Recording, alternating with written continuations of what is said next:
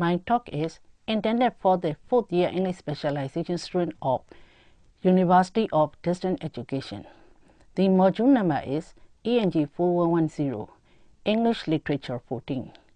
I will explain a Poison tree and when we do part it.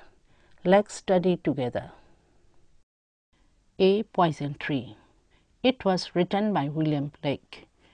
I was angry with my friend. I told my red did end. As the poem opens, the speaker describes how he was angry with his friend back times. Still, he told his friend he was angry. I told my red, and presumably why he was angry, and his anger disappeared. We notice that these lines are liquid and rhyme, and a pretty consistent rhythm. We wonder if this form will continue. I was angry with my foe. I told it not, my red did grow.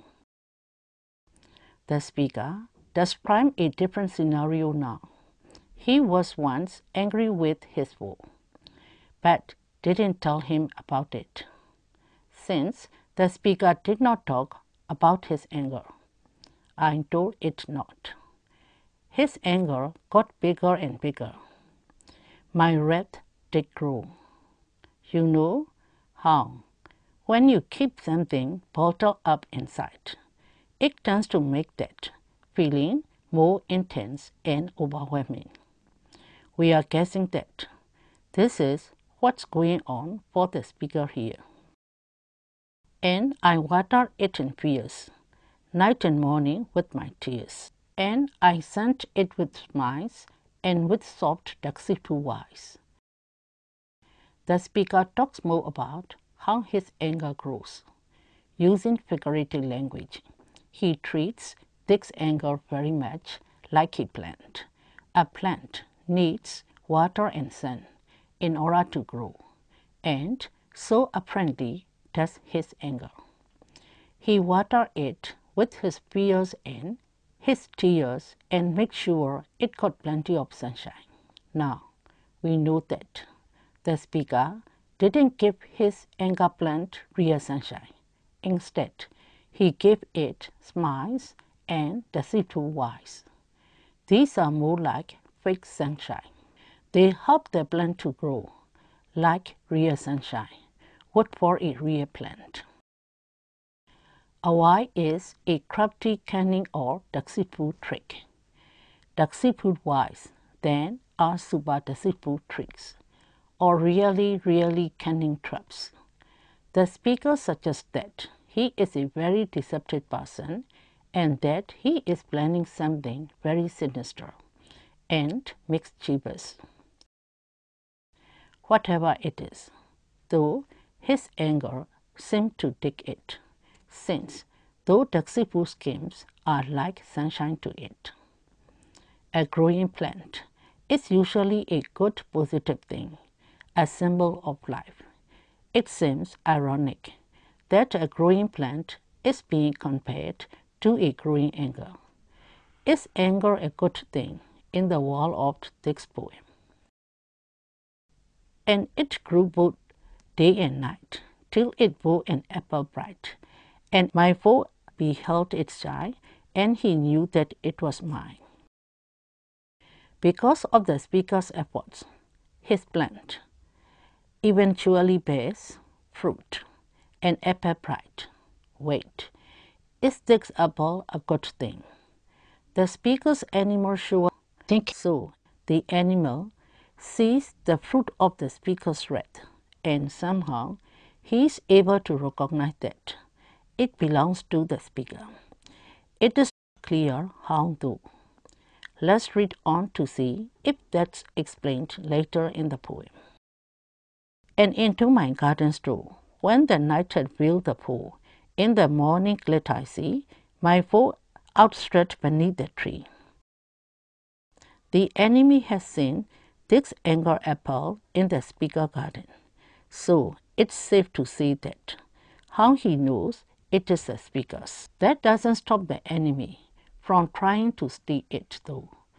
After he has seen the apple, the fool sneaks into the speaker's garden at night. The word stole is a past tense of the verb steal, which in this context means something like sneak in secretly. This word also suggests steal. It seems that the speaker is blaming his foe or calling him a thief. This happens when it's super dark out.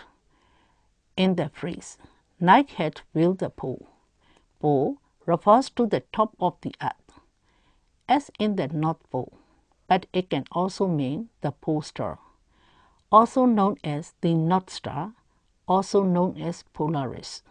It is an important star for navigation, since it's bright and it stays pretty much fixed in the sky. Tonight, though the night has veiled it, covered it up. This star, used in navigating fogs safely through danger, is not visible, to suggest that the night could actually cover up the star. To use personification.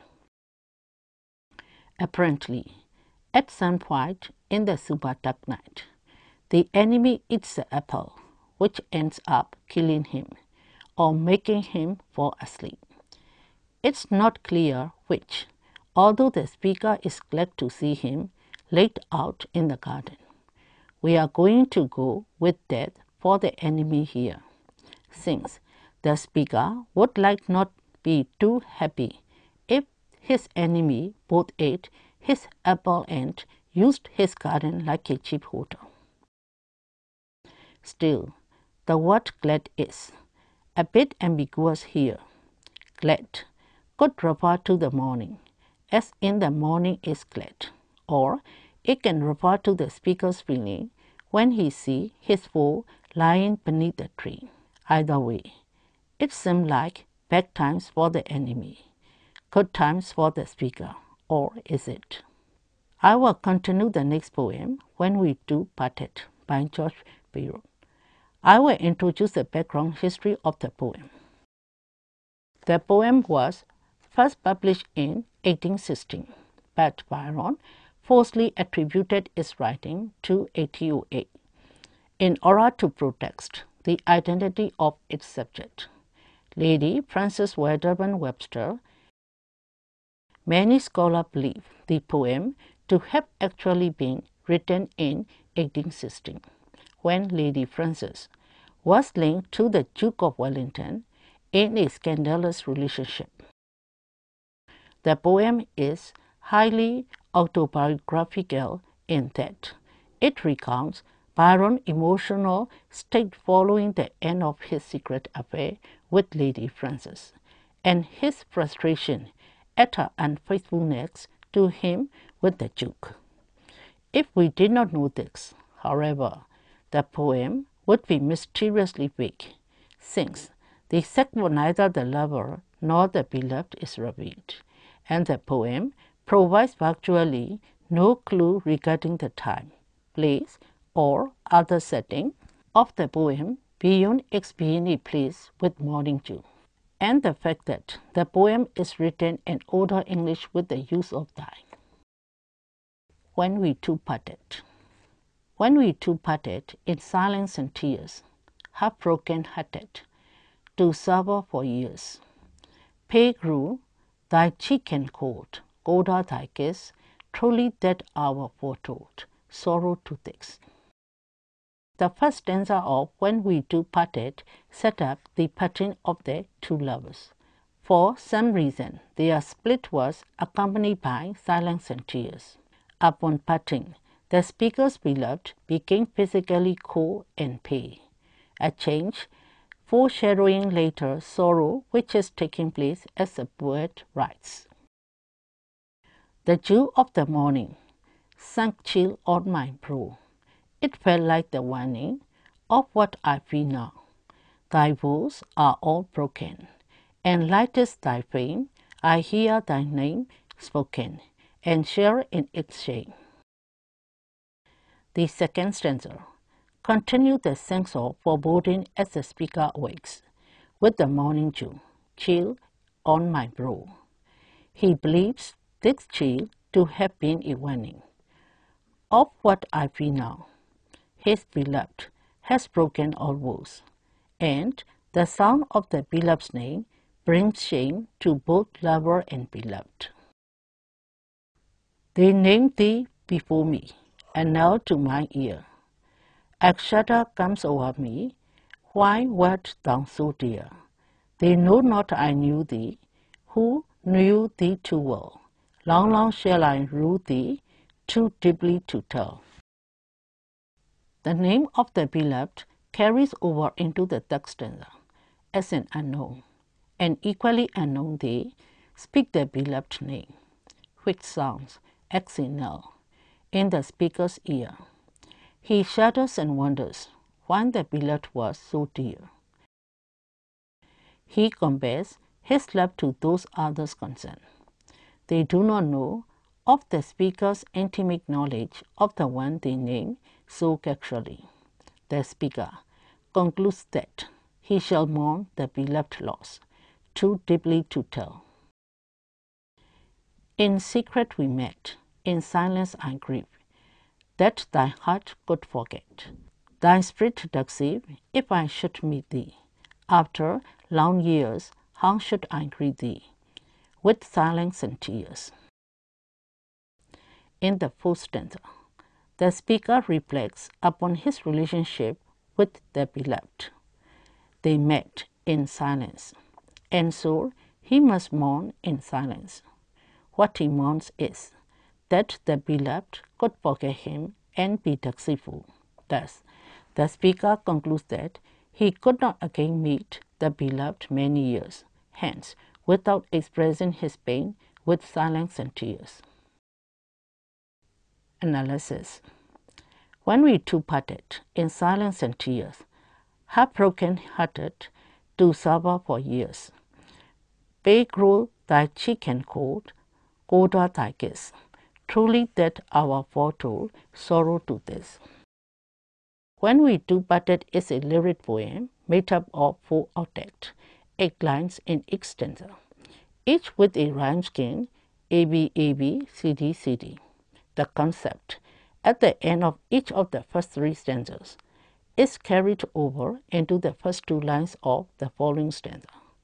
Linking the poem's content together across the stanza breaks to unify the author's central sorrow at the loss of his beloved. The poem begins with the bleak tone of despair, which will characterize the entire work. Immediately, the reader is introduced to the speaker's silence and tears upon the breakup.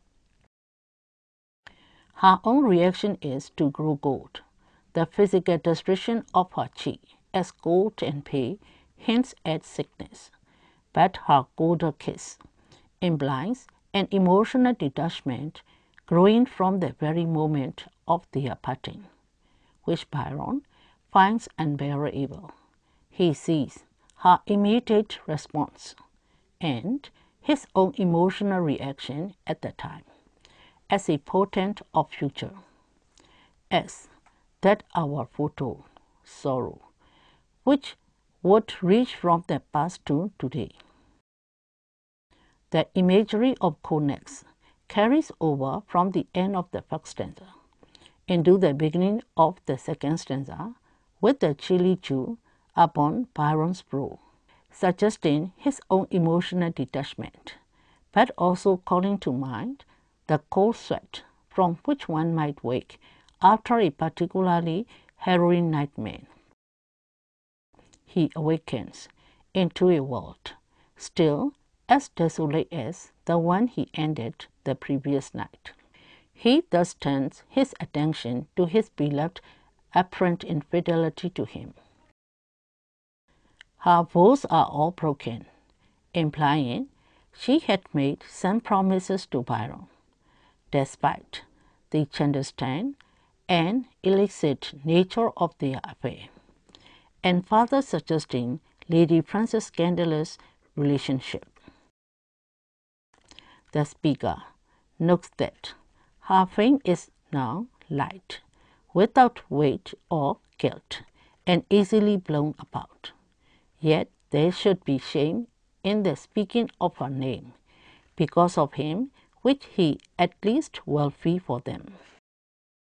The beloved tarnished name carries over into the third stanza, as Byron compares hearing her name spoken by outsider to the knell of a heavy bell, like a church bell tolling at funeral.